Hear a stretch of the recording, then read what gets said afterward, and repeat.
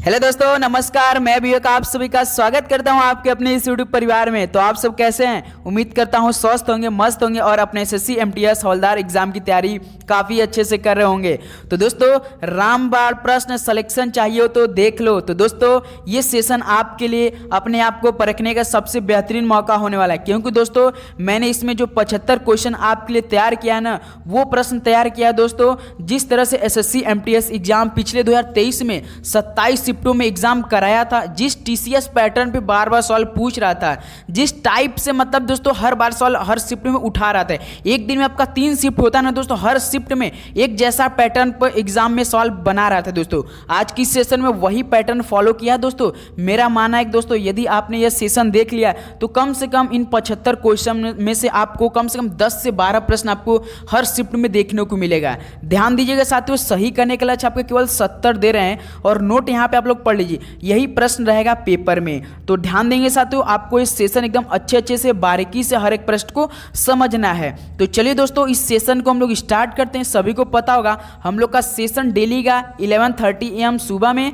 और शाम को 7 PM पे चल रही है। ओके दोस्तों, तो चलिए इस सेशन को स्टार्ट करते हैं। तो देखते हैं क्या इस सेशन हम लोग कुछ नया करने वाले हैं। ओके दोस्त, तो चलिए इस सेशन का पहला प्रश्न हम लोग देखते हैं क्या दिया है। किस वर्ष 44वें संशोधन द्वारा संपत्ति के अधिकार को मूल अधिकार को सूची से हटा दिया गया?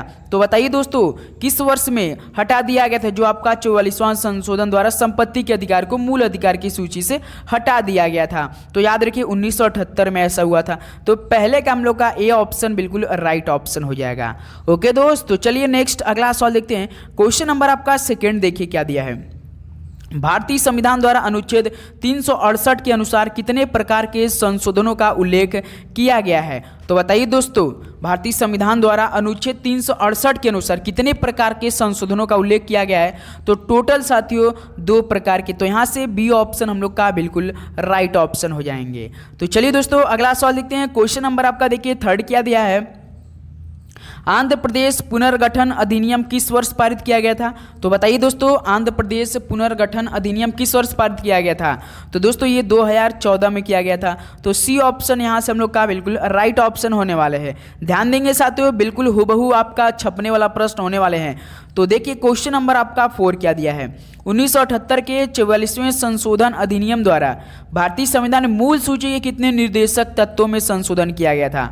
तो दोस्तों आप सभी को पता होगा जो 1978 में जो आपका 44वां संशोधन अधिनियम था, इसमें भारतीय संविधान मूल सूची के कितने निर्देशक तत्वों में संशोधन किया गया था? मूल सूची की बात कर रहा है दोस्तों, याद रखिए केवल 1 में किया गया था। तो यहाँ से बी ऑप्शन क्या हो जाएगा, बिल्कुल राइट ऑप्शन हो जाएंगे। ओके, चलिए अगला सवाल देखते हैं। क्वेश्चन नंबर आपका देखिए 5 क्या दिया है। किस समिति ने मौलिक कर्तव्यों का पालन न करने पर जुर्माना या सजा का प्रस्ताव रखा था? बताइए दोस्तों, किस समिति ने ऐसा किया था कि मौलिक कर्तव्य का अगर पालन आप नहीं करेंगे तो जुर्माना या सजा का प्रस्ताव रख दिया गया था? तो याद रखिए स्वर्ण सिंह समिति ने रखा था। तो डी ऑप्शन बिल्कुल राइट ऑप्शन हो जाएंगे। नेक्स्ट अगला सवाल देखते हैं दोस्त। क्वेश्चन नंबर आपका 6 देखिए क्या दिया है।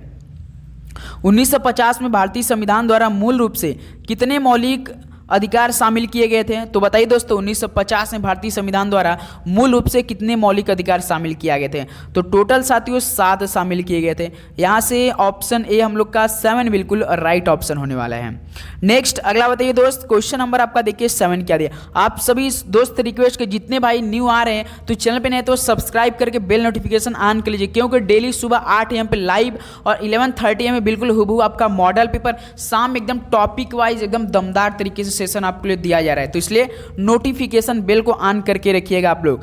क्वेश्चन नंबर 7 देखिए, 11वां मौलिक कर्तव्य कितने आयु वर्ग के बच्चों के लिए शिक्षा के अवसर प्रदान करता है? बताइए दोस्तों, कितने वर्ष के बच्चों को मतलब शिक्षा का अवसर प्रदान करता है? 11वां मौलिक कर्तव्य करता है दोस्त, तो 6 से लेकर 14 वर्ष के बच्चों। तो यहाँ से ऑप्शन ए हम लोग का बिल्कुल राइट ऑप्शन होने वाला है।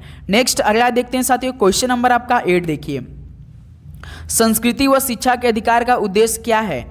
तो दोस्तों संस्कृति व शिक्षा के अधिकार का उद्देश्य एक ही है दोस्तों, वो है आपका अल्पसंख्यक समुदायों की भाषा, संस्कृति और धर्म की रक्षा करना। तो यहाँ से बी ऑप्शन हम लोग का राइट ऑप्शन होने वाला है। नेक्स्ट अगला सवाल चलते हैं दोस्त। क्वेश्चन नंबर आपका देखिए 9 क्या दिया है। निम्नलिखित में से किसे भारतीय संविधान द्वारा लागू किया जा सकता है? तो दोस्तों बताइए किसे भारतीय संविधान द्वारा लागू किया जा सकता है, ऑप्शन के हिसाब बताएंगे। प्रस्तावना बिल्कुल नहीं। मौलिक अधिकार दोस्तों यहाँ पे ध्यान देंगे, मौलिक अधिकार, तो यहाँ से हम लोग क्या हो जाएगा, बी ऑप्शन दोस्त बिल्कुल राइट ऑप्शन होने वाले हैं। ओके बिल्कुल। चलिए नेक्स्ट अगला सवाल देखते हैं। क्वेश्चन नंबर आपका 10 देखिए, समानता का अधिकार किसके अंतर्गत कितने अधिकारों का उल्लेख है? तो दोस्तों बताइए कि समानता का अधिकार के अंतर्गत कितने अधिकारों का उल्लेख है? तो टोटल साथियों 5 समानता का अधिकार है, याद रखिएगा।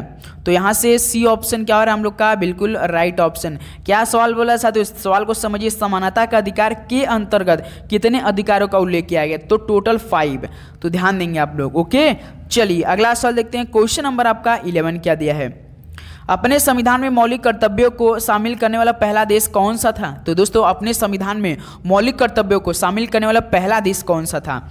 तो याद रखिए दोस्त सोवियत संघ था। तो यहाँ से बी ऑप्शन हम लोग का बिल्कुल राइट ऑप्शन होने वाले हैं। चलिए दोस्त अगला सवाल देखते हैं। उम्मीद करूंगा साथियों आपको काफ़ी अच्छे समझ रहे होंगे और आपको हर एक प्रश्न काफ़ी अच्छे से याद हो रहे होंगे। ओके दोस्त, क्योंकि टारगेट हम लोग का 30 सितंबर है, यानी यहाँ से अब आपके पास मुश्किल साथियों 22 दिन रह गया एग्जाम से। तो देखिए क्वेश्चन नंबर 12, भारतीय संविधान में उल्लेखित मौलिक अधिकारों का उद्देश्य क्या है? तो दोस्त बताइए आप लोग, भारतीय संविधान में उल्लेखित मौलिक अधिकारों का उद्देश्य क्या है? तो याद रखिए दोस्त राजनीतिक लोकतंत्र की स्थापना करना है। तो यहाँ से डी ऑप्शन क्या हो जाएगा हम लोग का, बिल्कुल राइट ऑप्शन हो जाएंगे। राजनीतिक लोकतंत्र की स्थापना करना है, याद रखिएगा दोस्तों। नेक्स्ट अगला सवाल देखते हैं दोस्त। क्वेश्चन नंबर आपका 13 देखिए, भारतीय संविधान के अनुच्छेद 30 में किन अल्पसंख्यकों का उल्लेख है? तो दोस्तों आर्टिकल 30 में किन अल्पसंख्यकों का उल्लेख है बताइए आप लोग। तो याद रखिए दोस्त, एक तो भाषाई है और आपका एक प्रकार का धार्मिक है। ऑप्शन ए बिल्कुल राइट ऑप्शन हो जाएंगे। ओके चलिए अगला सवाल देखते हैं। क्वेश्चन नंबर आपका 14 देखिए, कौन सी रिपोर्ट मौलिक अधिकार से संबंधित नहीं है? तो दोस्तों कौन सी रिपोर्ट मौलिक अधिकारों से संबंधित नहीं है? ध्यान देंगे सभी दोस्त। एक तो देखिए आपका तेज बहादुर सप्रू रिपोर्ट आपका संबंधित है और मोतीलाल नेहरू रिपोर्ट भी संबंधित है, लेकिन दोस्त जो आपका सरकारिया आयोग की रिपोर्ट है ये शामिल नहीं है, संबंधित नहीं है। तो इस तरह से सी ऑप्शन हम लोग का राइट ऑप्शन। जेबी कृपलानी रिपोर्ट बिल्कुल आपका अधिकारों से संबंधित है, ध्यान देंगे सभी साथियों। तो सी ऑप्शन हम लोग का यहाँ से राइट हो जाएगा। चलिए अगला सवाल देखते हैं। लास्ट में आप सभी स्कोर भी बताएंगे, आप सभी कितना स्कोर बना है। रंग राजन समिति किससे संबंधित है? तो दोस्तों याद रखिए गरीबी के आकलन से संबंधित है रंग राजन समिति। डी ऑप्शन बिल्कुल राइट हो जाएगा। चलिए अगला सवाल देखते हैं। क्वेश्चन नंबर आपका 16 देखिए, बिना अनुमति के संसद से कितने दिनों की अनुपस्थिति के बाद कोई संसद अयोग्य हो जाएगा? बताइए दोस्तों, काफ़ी इजी सवाल है, तो सभी को पता होना चाहिए दोस्तों कि बिना अनुमति के संसद की कितने दिनों की अनुपस्थिति के बाद कोई संसद अयोग्य हो जाता है। तो याद रखिए 60 दिन के। तो यहाँ से ऑप्शन हम लोग का ए क्या हो रहा है, बिल्कुल राइट ऑप्शन हो जाएगा। ओके चलिए अगला सवाल देखते हैं। क्वेश्चन नंबर आपका देखिए 17 क्या दिया है, भारत में लोकसभा के लिए पहला आम चुनाव कब हुआ था? बताइए दोस्तों, भारत में जो पहला लोकसभा आम चुनाव हुआ था वो कब हुआ था, किस वर्ष में हुआ था? तो आपका साथियों 1951-1952 में हुआ था। तो देखिए डी ऑप्शन दे रखा है, तो डी को हम लोग क्या करेंगे, लॉक कर देंगे और आगे बढ़ते हैं। चलिए अगला सवाल देखते हैं। क्वेश्चन नंबर आपका 18 देखिए, निम्न में से कौन उच्चतम न्यायालय की सहायक शक्तियों के लिए प्रावधान कर सकता है? बताइए दोस्तों, कौन उच्चतम न्यायालय की सहायक शक्तियों के लिए प्रावधान कर सकता है? तो सर जी भारत की संसद कर सकता है। तो डी ऑप्शन क्या हो जाएगा आपका, बिल्कुल राइट ऑप्शन। एक सवाल हम आप सभी से पूछना चाहेंगे, भारत सरकार के एक संसदीय रूप है ना, वो किस देश के संविधान से लिया गया है दोस्तों? चलिए बताइए, राइट ऑप्शन क्लिक कीजिए। चलिए ऑप्शन हम आपको दे रहे हैं, या तो अमेरिका, ऑप्शन भी आपका अमेरिका पहला, दूसरा ब्रिटेन, तीसरा आपका फ्रांस, चौथा आपका दोस्त रूस। चलिए 4 ऑप्शन दिए आपको, बताना इसमें। ओके नेक्स्ट अगला सवाल देखते हैं। क्वेश्चन नंबर आपका 19 देखिए, राज्यसभा का सदस्य बनने के लिए एक भारतीय नागरिक की न्यूनतम आयु कितनी होनी चाहिए? बताइए, यदि आपको राज्यसभा का सदस्य बनना है तो साथियों आपका न्यूनतम आयु कितना होना चाहिए? तो टोटल आपका वर्ष 30 होना चाहिए न्यूनतम आयु। ऑप्शन ए 30 ईयर बिल्कुल राइट हो जाएगा। चलिए दोस्त अगला सवाल देखते हैं। क्वेश्चन नंबर आपका 20 देखिए, अर्चना भारत में लोकसभा चुनाव लड़ना चाहती हैं, वह अधिकतम कितने निर्वाचित क्षेत्रों से लड़ सकती हैं? मान लीजिए अर्चना ये कुछ और भी नाम दे रख सकता है, कोई दिक्कत नहीं। तो बताइए, यदि अर्चना भारत में लोकसभा चुनाव लड़ना चाहती है तो वह अधिकतम कितने निर्वाचन क्षेत्रों से लड़ सकती हैं? तो दोस्त याद रखिएगा 2, केवल 2 क्षेत्रों से। याद रखिएगा डी ऑप्शन क्या हो जाएगा, राइट ऑप्शन हो जाएंगे। ओके चलिए अगला सवाल देखते हैं। क्वेश्चन नंबर आपका देखिए 21 क्या दिया है, दिए गए विकल्पों में से वामन ग्रह की पहचान करें। तो दोस्तों अब आपको बिल्कुल अलग टॉपिक से प्रश्न देखने को मिलेगा। तो बताइए वामन ग्रह की पहचान आपको करना है, इनमें से कौन सा वामन ग्रह की बात हो रहा है दोस्तों? तो आपका प्लूटो है। ध्यान देंगे साथी, ऑप्शन ही क्या हो जाएगा आपका, बिल्कुल राइट ऑप्शन होने वाला है। ओके, मंगल ग्रह को लाल ग्रह बोलते हैं, ध्यान देंगे आप लोग। और दोस्त आपका बुध सभी को पता होगा सबसे छोटा ग्रह है। ओके, चलिए अगला सवाल देखते हैं दोस्त। क्वेश्चन नंबर आपका 22 क्या दिया, देखिए लूसीफर ये किस ग्रह का एक अन्य नाम है? तो लूसीफर बताइए। तो दोस्त याद रखिए शुक्र ग्रह का एक अन्य नाम है। मोस्ट इंपॉर्टेंट सवाल है, शुक्र ग्रह के आपके बारे में आपको पता होना चाहिए। जैसे देखिए बृहस्पति की यदि हम बात करेंगे तो सबसे बड़ा ग्रह यही है, सबसे बड़ा ग्रह ये है। और दोस्त मंगल आप सभी को जस्ट हमने बताया लाल ग्रह के नाम से जानते हैं। शुक्र, इस शुक्र के बारे में आपको काफ़ी जानकारी रखना होगा, जैसे आपका चमकीला ग्रह।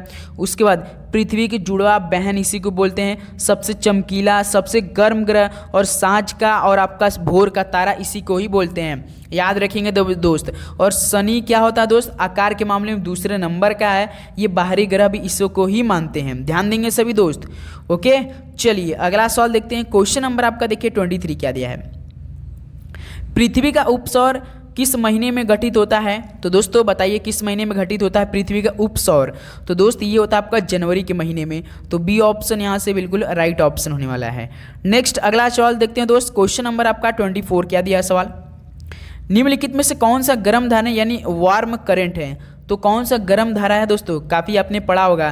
तो गल्फ स्ट्रीम जो होता है ना दोस्त, एक गर्म धारा होता है। डी ऑप्शन बिल्कुल राइट ऑप्शन हो जाएंगे। ओके, चलिए अगला सवाल देखते हैं। क्वेश्चन नंबर आपका देखिए 25 क्या दिया है, भारतीय उपमहाद्वीप में कितने देश उपमहाद्वीप के प्रत्येक सदस्य देश के साथ अपनी भूमि सीमाएं साझा करते हैं? बताइए दोस्तों, भारतीय उपमहाद्वीप में कितने देश उपमहाद्वीप के प्रत्येक सदस्य देश के साथ अपनी भूमि सीमा साझा करते हैं? तो टोटल केवल साथियों एक ऐसे हैं, केवल एक करते हैं। डी ऑप्शन राइट ऑप्शन हो जाएंगे। ओके, चलिए अगला सवाल देखते हैं। क्वेश्चन नंबर आपका 26 क्या दिया है, भारत और पाकिस्तान के बीच वर्ष 1960 में किस जल संधि पर हस्ताक्षर किए गए थे? बताइए दोस्तों। तो याद रखिए सिंधु जल हस्ताक्षर किए गए थे, जो आपका सिंधु जल संधि हुआ था ना, इस पे भारत और पाकिस्तान के बीच में 1960 में हस्ताक्षर किए गए थे। तो इस तरह से सी ऑप्शन क्या हो जाएगा, राइट हो जाएगा। ओके, तो जितने भाई ये देख रहे हैं दोस्तों चैनल पे तो सब्सक्राइब करके बेल नोटिफिकेशन ऑन करके ही रखेंगे, क्योंकि दोस्तों इससे जब भी हम क्लास आपके लिए प्रोवाइड करेंगे, डेली आपको हम प्रोवाइड करते हैं। सुबह 8 AM पे लाइव चलती है, 11:30 AM पे मॉडल पेपर, शाम को आपका चैप्टर वाइज टॉपिक वाइज जिस तरह से सबसे MTS बार सवाल पूछता है, TCS इस समय जिस तरह से प्रश्न बना रहा है। जैसे देखिए दिहांग और लोहित निम्नलिखित में किस क्षेत्र की नदियां हैं? बताइए दोस्तों, दिहांग और लोहित किस क्षेत्र की नदियां हैं ये? तो ये अरुणाचल प्रदेश और असम की है। तो यहाँ से ऑप्शन हम लोग का सी बिल्कुल राइट हो जाएगा। चलिए अगला सवाल देखते हैं। क्वेश्चन नंबर आपका देखिए 28 क्या दिया है, डैश नदी में उपयोग करने योग्य जल भंडारण क्षमता सबसे कम है? बताइए दोस्तों, नदी में उपयोग करने योग्य जल भंडारण क्षमता सबसे कम किसकी है? तो दोस्त ये ब्रह्मपुत्र की है, ध्यान देंगे। ऑप्शन यहाँ से क्या आ जाएगा हम लोग का बी बिल्कुल राइट ऑप्शन हो जाएंगे। चलिए दोस्त अगला सवाल देखते हैं। क्वेश्चन नंबर आपका देखिए 29 क्या दिया है, किस जलप्रपात में पानी का आयतन सबसे अधिक है? बताइए दोस्तों। तो कैटरैक्ट में है, याद रखिएगा, जो किस जलप्रपात में पानी का जो आयतन सबसे अधिक है वो कैटरैक्ट में है। तो यहाँ से हम लोग का ऑप्शन बिल्कुल सी बिल्कुल सही हो जाएगा। ओके दोस्त, चलिए अगला सवाल देखते हैं। क्वेश्चन नंबर आपका देखिए 30 क्या दिया है, बताइए मेरे भाई, निम्नलिखित में से कौन सी झील भारत में स्थित मीठे पानी की झील नहीं है? बताइए दोस्तों, नहीं की बात बोल रहा है दोस्त। तो पुलिकेट पहला ही ऑप्शन हो गया। अब पुलिकेट कहाँ पर पड़ेगा? तो ये आपका आंध्र प्रदेश में पड़ेगा। ध्यान देंगे साथियों कि पुलिकेट झील यदि आपसे पूछ दिया जाए कहाँ है, तो आंध्र प्रदेश में है। ओके, चलिए अगला सवाल देखते हैं। क्वेश्चन नंबर आपका 31 देखिए, टीला, सेती और बेरी किस नदी की सहायक नदियाँ है? भाई साहब कम से कम 5 से 6 बार आपके पेपर में सवाल पूछा है, टीला, सेती और बेरी किस नदी की सहायक नदियाँ हैं? तो याद रखिएगा दोस्तों, घाघरा नदी की है। तो यहाँ से बी ऑप्शन क्या हो जाएगा हम लोग का, राइट हो जाएगा। नेक्स्ट अगला चलिए दोस्त, क्वेश्चन नंबर आपका देखिए 32 क्या दिया है, भागीरथी नदी की प्रमुख सहायक नदी कौन सी है? तो दोस्तों भागीरथी नदी की प्रमुख सहायक नदी कौन सी है? तो याद रखिए दोस्त, भिलांगना है। कौन है? भिलांगना। ऑप्शन ए क्या हो जाएगा, बिल्कुल राइट ऑप्शन होने वाला है। चलिए दोस्त अगला सवाल देखते हैं। क्वेश्चन नंबर आपका 33 क्या दिया है, कर्नाटक का अलमट्टी बांध निम्नलिखित में से किस नदी पर बना है? तो दोस्तों जो कर्नाटक का अलमट्टी बांध आपके पेपर में सवाल पूछा जाएगा कि अलमट्टी बांध किस राज्य में स्थित है, तो कर्नाटक में है। तो दोस्तों ये किस नदी पर बना है? तो याद रखिए दोस्त, कृष्णा नदी बना है। तो यहाँ से डी ऑप्शन क्या हो रहा है हम लोग का? बिल्कुल राइट हो रहा है। ओके, चलिए अगला सवाल देखते हैं। क्वेश्चन नंबर आपका 34 देखिए, तवा बांध भारत के किस राज्य में स्थित है? तो साथियों तवा बांध भारत के किस राज्य में स्थित है बताइए आप लोग? तो एमपी में पड़ता है। याद रखिए दोस्त, डी ऑप्शन क्या हो जाएगा? बिल्कुल राइट ऑप्शन होने वाला है। यदि साथियों आपको एसएससी एमटीएस में जो 25 क्वेश्चन जीके का मेन जो आपका मेरिट लिस्ट बनता है, इसी में बनता है जीके प्लस इंग्लिश पे, तो आपको दोस्तों आप बिल्कुल यहाँ से जितने दिन बचा है, जितने भाई तैयारी करें, उनको साथियों बिल्कुल बेहतरीन तरीके से एक एक प्रश्न को अपने दिमाग पर बैठा कर ही चलना पड़ेगा। अब तो याद रखिए दोस्तों, आप इसको बिल्कुल हल्के में नहीं लेंगे मेरे भाई। तो कांगड़ा और कुल्लू घाटी भारत के किस राज्य में स्थित है बताइए दोस्तों? तो किस राज्य में स्थित है? हिमाचल प्रदेश में। जो कांगड़ा और कुल्लू घाटी है दोस्त आपका हिमाचल प्रदेश में स्थित है। सी को हम लोग क्या करेंगे? यहाँ से लॉक कर रहे हैं। नेक्स्ट अगला चलिए बताइए दोस्त, क्वेश्चन नंबर आपका 36 देखिए, निम्नलिखित में से किस बंदरगाह को डायमंड हार्बर के नाम से जाना जाता है? तो दोस्तों किस बंदरगाह को डायमंड हार्बर के नाम से जाना जाता है? तो दोस्त कोलकाता को कहा जाता है। ऑप्शन सी बिल्कुल राइट ऑप्शन होने वाला है। तो दोस्त एक सवाल हम आप सभी से पूछना चाहेंगे, कोलकाता किस नदी के किनारे पर स्थित है? चलिए बताइए, आप लोग फटाफट देंगे, सभी दोस्त कमेंट बॉक्स में देंगे अपना अपना जवाब। नेक्स्ट अगला बताइए दोस्त, क्वेश्चन नंबर आपका 37 क्या दिया है? भारत की कौन सी झील विवर्तनिक गतिविधि का परिणाम है? तो दोस्तों भारत की कौन सी झील विवर्तनिक गतिविधि का परिणाम है? तो आपका वुलर झील है। तो ऑप्शन क्या आ जाएगा यहाँ से आपका? बिल्कुल राइट ऑप्शन होने वाला है। ओके, चलिए अगला सवाल देखते हैं। क्वेश्चन नंबर आपका 38 क्या दिया है? हुंडरू जलप्रपात निम्नलिखित में से किस नदी किनारे स्थित है? तो साथियों हुंडरू जलप्रपात किस नदी किनारे स्थित है? तो सर जी आपका सुवर्ण रेखा किनारे स्थित है। सुवर्ण रेखा, डी ऑप्शन बिल्कुल सही जवाब हो रहा है आपको, ध्यान देंगे सभी दोस्त। चलिए अगला बताइए, क्वेश्चन नंबर आपका 39। आप लोग फटाफट याद भी करते चलेंगे दोस्तों, क्योंकि टाइम वेस्ट नहीं करना है। बिल्कुल 75 प्रश्न करना है, तो आपको काफ़ी जल्दी कराएंगे तभी, नहीं तो आपका टाइम वेस्ट जाया हो जाएगा। तो इसलिए हम लोग जल्दी करेंगे, बिल्कुल आसान भाषा में आप बने रहिए, आपको आराम से याद हो जाएगा। निम्नलिखित में से कौन सा जलप्रपात गोवा राज्य में है? बताइए दोस्तों, कौन सा जलप्रपात गोवा राज्य में स्थित है?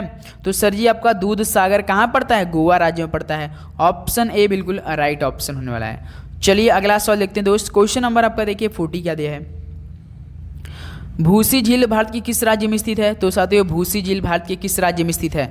तो ये आपका महाराष्ट्र राज्य में है। ध्यान देंगे सभी दोस्त, डी ऑप्शन यहाँ से क्या हो जाएगा आपका? बिल्कुल राइट ऑप्शन हो जाएंगे। नेक्स्ट अगला चलिए दोस्त, क्वेश्चन नंबर आपका देखिए 41 क्या दिया है? हुक्का जलप्रपात कहाँ पर स्थित है? बताइए दोस्तों, हुक्का जलप्रपात कहाँ पर स्थित है? तो ये आपका न्यूजीलैंड देश में स्थित है। याद रखिएगा, सी ऑप्शन क्या हो जाएगा? बिल्कुल राइट ऑप्शन होने वाला है। ओके मेरे भाई, बिल्कुल। चलिए दोस्त अगला सवाल, एक सवाल हम इसी में आपसे पूछना चाहेंगे दोस्त कि ऑस्ट्रेलिया की कैपिटल क्या होती है? चलिए बताइए आप लोग, ऑस्ट्रेलिया की राजधानी बताइए कौन सी है? कमेंट बॉक्स में दीजिए आप लोग। नेक्स्ट अगला सवाल देखते हैं दोस्त। क्वेश्चन नंबर आपका 42 देखिए, गुआ और नोवा मुंडी खदान भारत के किस राज्य में स्थित है? तो साथियों गुआ और नोवा मुंडी खदान भारत के किस राज्य में स्थित है? तो याद रखिए दोस्तों, आपका झारखंड राज्य में स्थित है। यहाँ से डी ऑप्शन क्या हो जाएगा हम लोग का? बिल्कुल राइट ऑप्शन हो जाएंगे। ओके, चलिए अगला सवाल देखते हैं दोस्त। क्वेश्चन नंबर आपका 43 क्या दिया है?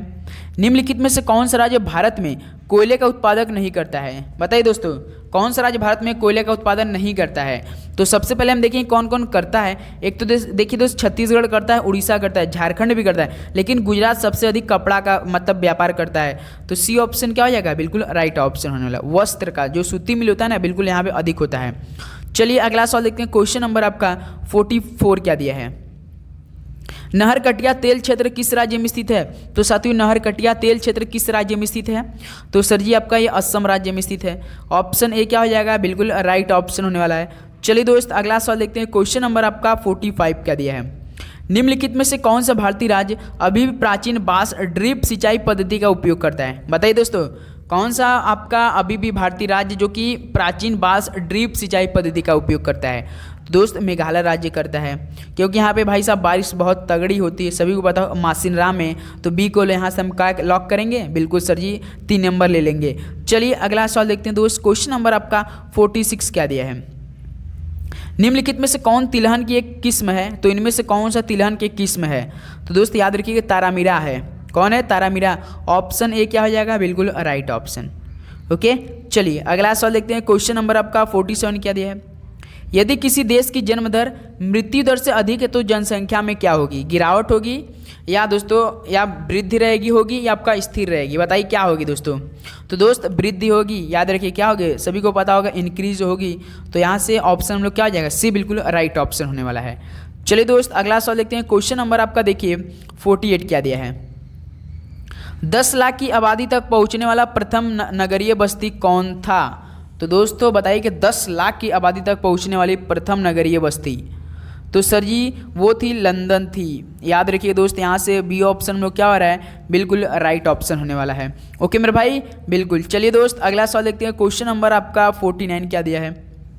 2011 की जनगणना के अनुसार भारत की अशोधित मृत्यु दर क्या है? तो साथियों जो आपका 2011 की जनगणना है उसके अनुसार बताना है कि भारत की जो अशोधित मृत्यु दर वो क्या है? तो दोस्तों वो थी आपका 7.1%, 7.1% थी। तो डी ऑप्शन क्या हो जाएगा आपका? बिल्कुल यहाँ से राइट ऑप्शन होने वाला है। ओके दोस्त, चलिए अगला सवाल देखते हैं। क्वेश्चन नंबर आपका 50 देखिए। भारत की जनगणना 2011 के अनुसार भारत की कुल जनसंख्या कितनी थी? लगभग में बताना था। बताइए दोस्तों, लगभग बताइए। भारत की जनगणना 2011 के अनुसार भारत की कुल जनसंख्या कितनी थी? तो टोटल सभी को पता होगा 121 करोड़ हैं। तो बी ऑप्शन क्या हो जाएगा यहाँ से? बिल्कुल राइट ऑप्शन। क्या आप हमें साथियों करंट का मतलब पॉपुलेशन बता सकते हैं? करंट का आप लोग कुल जनसंख्या बता सकते हैं भारत की कितनी है फिलहाल की? 2024 के डेटा से आप लोग बता सकते हैं? आप लोग एक बार बताइए आप लोग कमेंट बॉक्स में। चलिए अगला सवाल देखते हैं। क्वेश्चन नंबर आपका 51 क्या दिया है?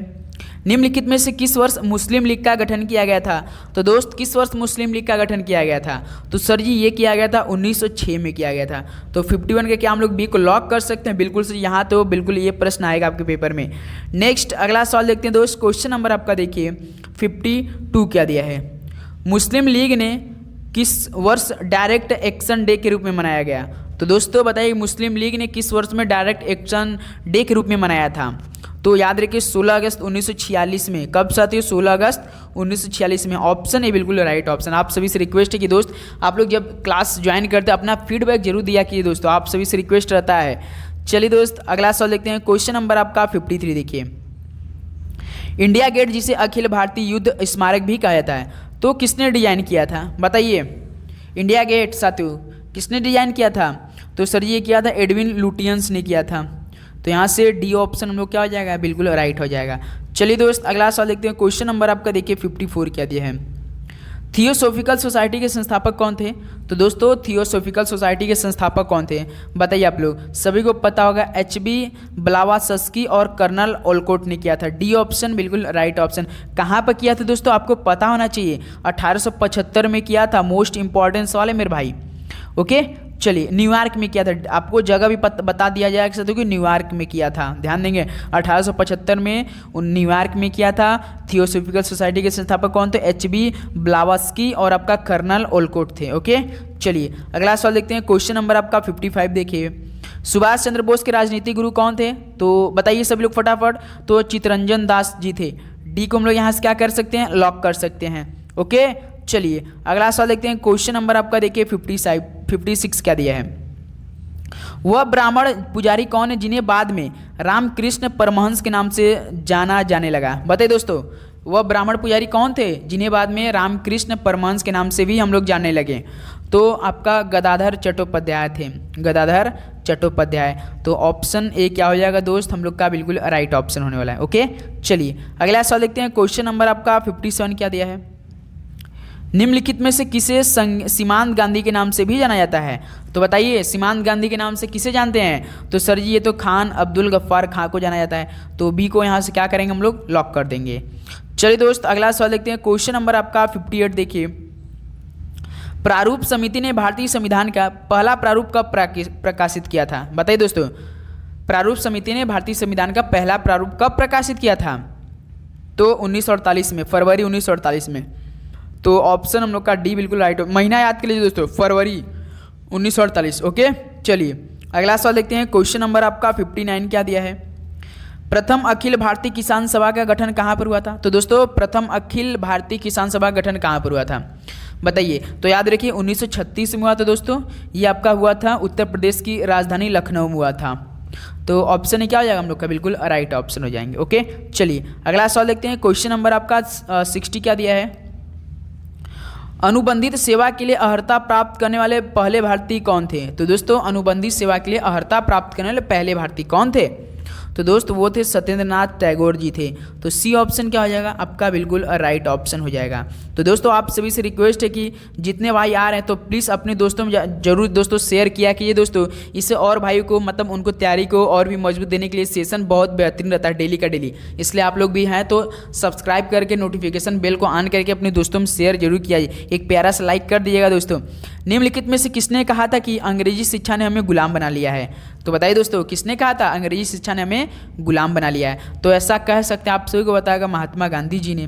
तो बी ऑप्शन क्या हो जाएगा हम लोग का, राइट हो जाएगा। ओके, चलिए अगला सवाल देखते हैं दोस्त। क्वेश्चन नंबर आपका 62 देखिए, निम्नलिखित में से किसने फॉरवर्ड ब्लॉक की स्थापना की थी। दोस्तों ये सवाल तो आप सभी लोगों के लिए होमवर्क में रहेगा।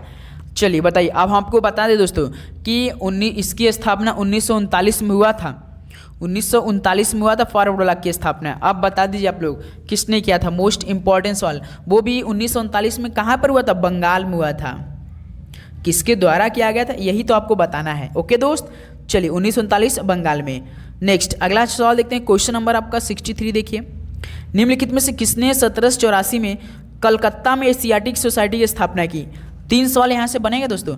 जैसे आपसे सवाल पूछता कि एशियाटिक सोसाइटी की स्थापना कब हुआ था, तो 1784 में हुआ था। कहाँ पर हुआ था, कलकत्ता में हुआ था। और इसके संस्थापक कौन थे, तो मोस्ट इंपॉर्टेंट सवाल विलियम जोन्स थे।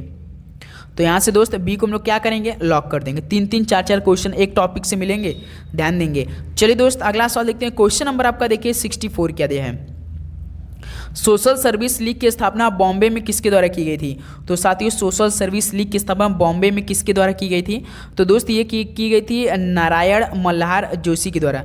ऑप्शन सी को क्या करेंगे, यहाँ से हम लोग लॉक कर देंगे। ओके, चलिए अगला सवाल देखते हैं। क्वेश्चन नंबर आपका दोस्त 65 देखिए, वर्ष 1947 में जब भारत में ब्रिटिश शासन समाप्त हुआ तो साक्षरता दर सिर्फ कितनी % थी। तो टोटल याद रखिए दोस्त केवल 12% थी, 12% था दोस्त। तो यहाँ से डी ऑप्शन क्या हो जाएगा हम लोग का, बिल्कुल सही जवाब हो जाएगा। ओके मेरे भाई, बिल्कुल सर जी। चलिए दोस्त अगला सवाल देखते हैं। क्वेश्चन नंबर आपका 66 क्या दिया है, स्वर्गीय सरोजिनी नायडू को कौन सी उपाधि दी गई थी। बताइए दोस्तों स्वर्गीय सरोजिनी नायडू जी को कौन सी उपाधि दी गई थी मेरे भाई, तो भारत की कोकिला की उपाधि दी गई थी इन्हें। ऑप्शन क्या हो जाएगा यहाँ से हम लोग का, बिल्कुल राइट ऑप्शन हो जाएगा। ओके, चलिए अगला सवाल देखते हैं। क्वेश्चन नंबर आपका 67 क्या दिया है, 1857 के दक्कन विद्रोह कहाँ पे हुए थे। बताइए दोस्तों 1857 के जो दक्कन विद्रोह दोस्त याद रखिएगा आप लोग महाराष्ट्र में हुए थे। कहाँ पे, महाराष्ट्र मुंबई। डी ऑप्शन बिल्कुल राइट हो जाएंगे। चलिए दोस्त अगला सवाल देखते हैं। क्वेश्चन नंबर आपका 68 क्या दिया है, मराठी समाचार पत्र केसरी के संपादक कौन थे। तो दोस्तों केसरी के संपादक कौन थे, मोस्ट इंपॉर्टेंट सवाल है, बाल गंगाधर तिलक थे। डी को यहाँ से क्या कर दिया गया, लॉक कर दिया गया है। चलिए दोस्त अगला सवाल देखते हैं। क्वेश्चन नंबर आपका 69 क्या दिया है, 1770 में भारत के बंगाल में किस घटना के परिणाम स्वरूप 1/3 आबादी की मृत्यु हो गई थी। बताइए दोस्तों ऐसा कौन सा मतलब मेरे भाई कि 1770 में हुआ था कि भारत के बंगाल में किस घटना के परिणाम स्वरूप में 1/3 आबादी की मृत्यु हो गई थी। सोचने वाली बात थी, तो अकाल पड़ गई थी। याद रखिएगा दोस्तों यहाँ से बी ऑप्शन क्या हो जाएगा, बिल्कुल राइट ऑप्शन हो जाएगा। ओके, चलिए अगला सवाल देखते हैं। क्वेश्चन नंबर आपका देखिए 70 क्या दिया है, आदिवासी नेता बिरसा किस जनजाति संबंधी थे। तो दोस्तों जो आदिवासी नेता बिरसा जी थे ये किस जनजाति संबंधित रखते थे, तो ये दोस्तों मुंडा जनजाति संबंधित रखते थे। ऑप्शन क्या हो जाएगा यहाँ से, बिल्कुल राइट ऑप्शन हो जाएगा। ओके, चलिए अगला सवाल देखते हैं दोस्त। क्वेश्चन नंबर आपका 71 क्या दिया है, डॉक्टर भीमराव अंबेडकर का संबंध निम्नलिखित में किस समुदाय से था। तो दोस्तों डॉक्टर BR अम्बेडकर जी का जो संबंध था वो किस समुदाय से था। बताइए दोस्तों, तो याद रखिए महार से था।